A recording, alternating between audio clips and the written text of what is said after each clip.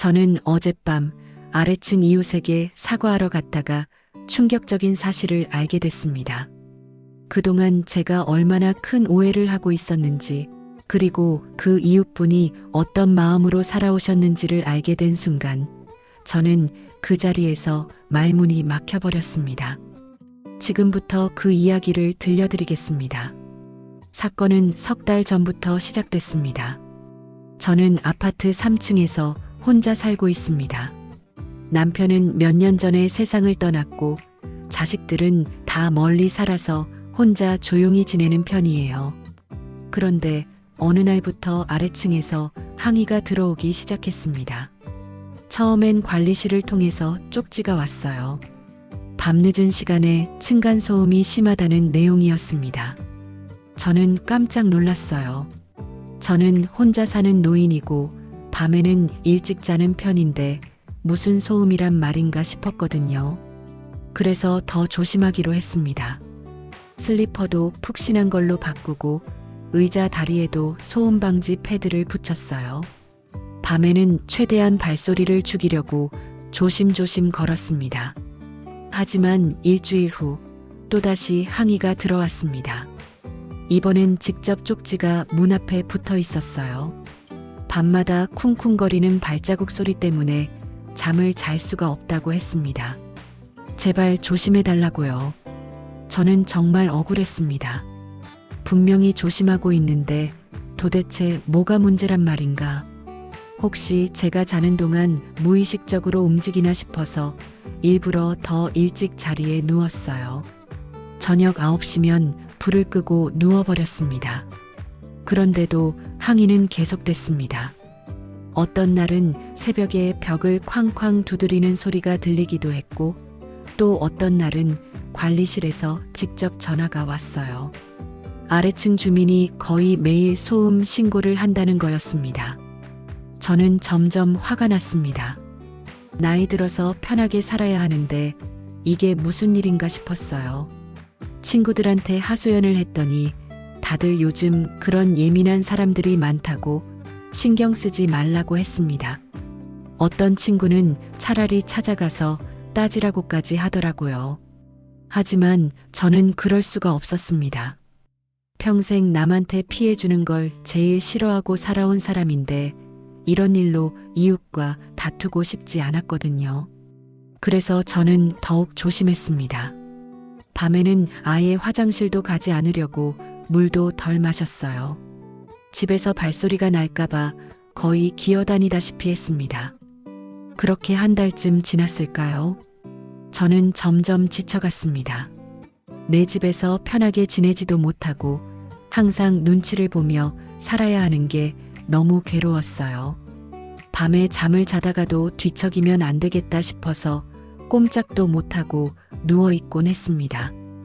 어느 날 새벽 저는 이상한 소리에 잠을 깼습니다.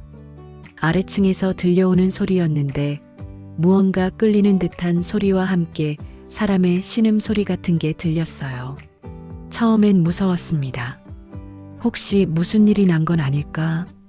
하지만 그 소리는 매일 밤 비슷한 시간에 들렸습니다. 새벽 2시에서 3시 사이 거의 규칙적으로요.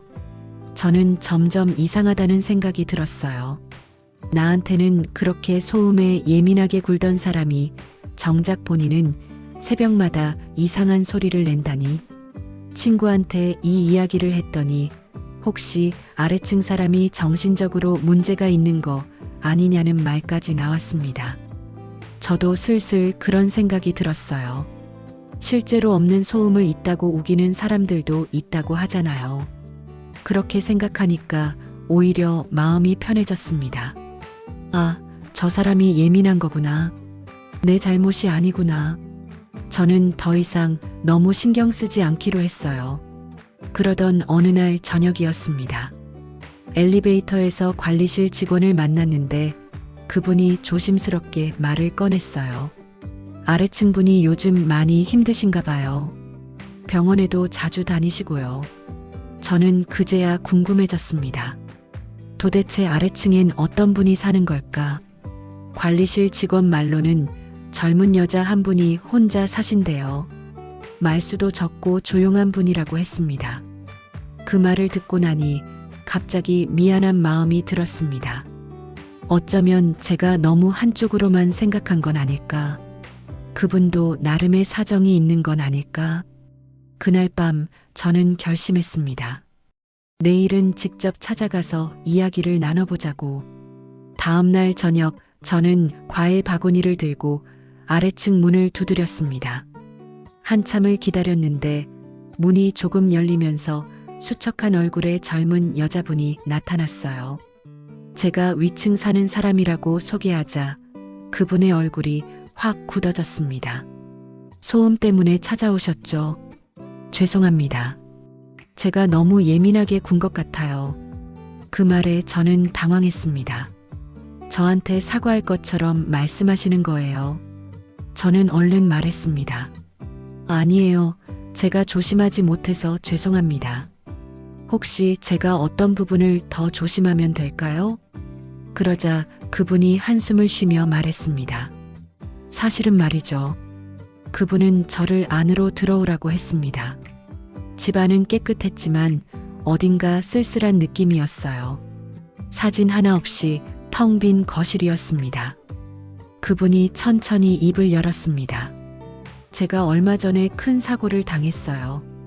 허리를 다쳐서 지금도 재활 치료를 받고 있습니다. 저는 그제야 그분이 조금 불편하게 걸으시는 걸 눈치챘습니다. 밤에 통증이 심해지면 잠을 잘 수가 없어요. 그래서 진통제를 먹고 침대에 누워서 버티는데 그 와중에도 위에서 들리는 소리가 너무 크게 들리는 겁니다. 그 순간 제 머릿속이 복잡해졌습니다. 그분은 계속 말했습니다. 처음엔 정말 소음이라고 생각했어요. 근데 요즘 들어 생각해보니 제가 워낙 통증 때문에 예민해져서 작은 소리도 크게 들리는 게 아닌가 싶더라고요. 밤마다 고통 속에서 뒤척이다 보면 천장에서 들리는 모든 소리가 증폭돼서 들려요. 발소리, 숨소리, 심지어 물 내리는 소리까지도요. 저는 가슴이 먹먹해졌습니다. 그런데 위층 어르신이 얼마나 조심하시는지 알아요. 요즘은 소리가 거의 안 들려요. 그게 오히려 제가 미안하고 죄송스러워서 제가 너무 이기적이었던 것 같아요. 제 고통만 생각하고 위층 분한테 얼마나 스트레스를 드렸을지는 생각 못했습니다. 그분의 목소리가 떨렸습니다. 그리고 그분은 더 깊은 이야기를 꺼냈습니다. 사실 이 집에 혼자 산 지는 6개월 됐어요. 그전엔 남편과 함께 살았죠. 그분의 눈가가 붉어졌습니다. 사고 이후로 제가 일을 못하게 됐어요. 경제적으로도 힘들어지고 성격도 예민해지고 결국 남편이 떠났습니다. 저는 할 말을 잃었습니다. 밤마다 혼자 아파하면서 위층에서 들리는 생활 소리가 그리웠어요.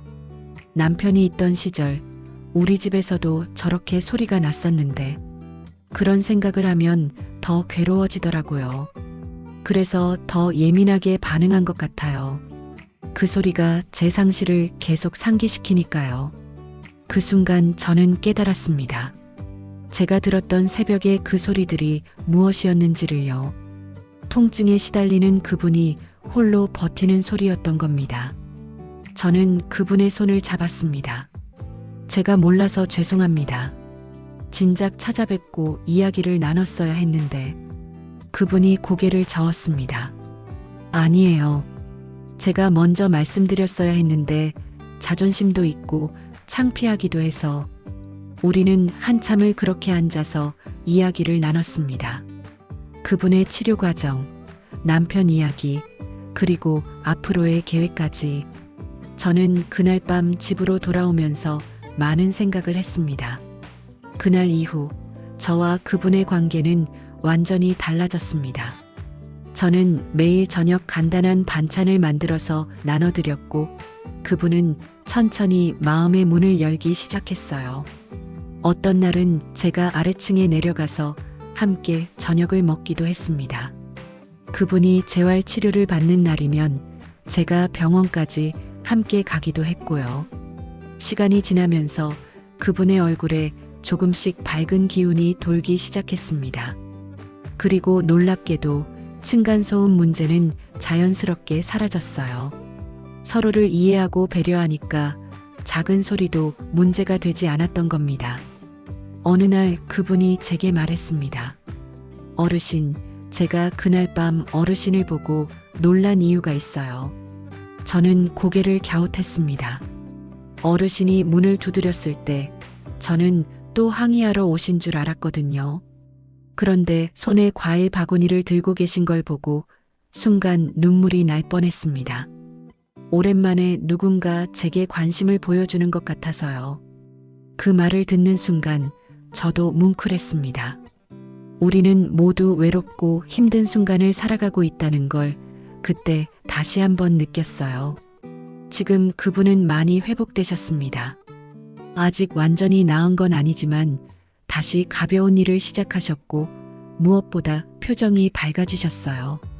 얼마 전에는 떠났던 남편분이 연락을 해왔다고 합니다. 걱정이 돼서 안부를 물어본 거래요. 그분이 제게 고맙다고 말할 때마다 저는 손사래를 칩니다.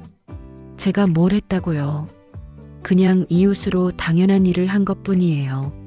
하지만 속으로는 저도 고마워요. 그분 덕분에 제가 더 많은 걸 배웠으니까요. 이 이야기를 통해 제가 깨달은 건 이겁니다. 우리는 너무 쉽게 판단하고 너무 빨리 화를 낸다는 거예요. 상대방의 사정을 알기도 전에 내 입장만 생각하며 불편해한다는 것. 만약 제가 그날 찾아가지 않았다면 우리는 계속 서로를 오해하며 불편하게 살았을 겁니다. 바닥 하나를 사이에 두고 말이에요. 지금 혹시 여러분도 이웃과의 관계에서 불편함을 느끼고 계신가요?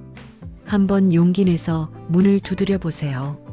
그 문 너머에는 여러분이 상상하지 못했던 이야기가 있을지도 모릅니다. 그리고 그 이야기를 듣고 나면 세상을 보는 눈이 조금은 달라질 거예요. 저처럼요. 저는 이제 아래층 이웃분과 일주일에 2~3번은 함께 저녁을 먹습니다. 가끔은 그분 집에서, 가끔은 제 집에서요. 우리 둘 다 외롭게 지내던 사람이었지만 이제는 혼자가 아니에요. 서로가 있으니까요. 소음 문제로 시작된 갈등이 지금은 제 인생의 가장 따뜻한 인연이 됐습니다. 여러분도 오늘 옆집 문을 한번 두드려 보시는 건 어떨까요?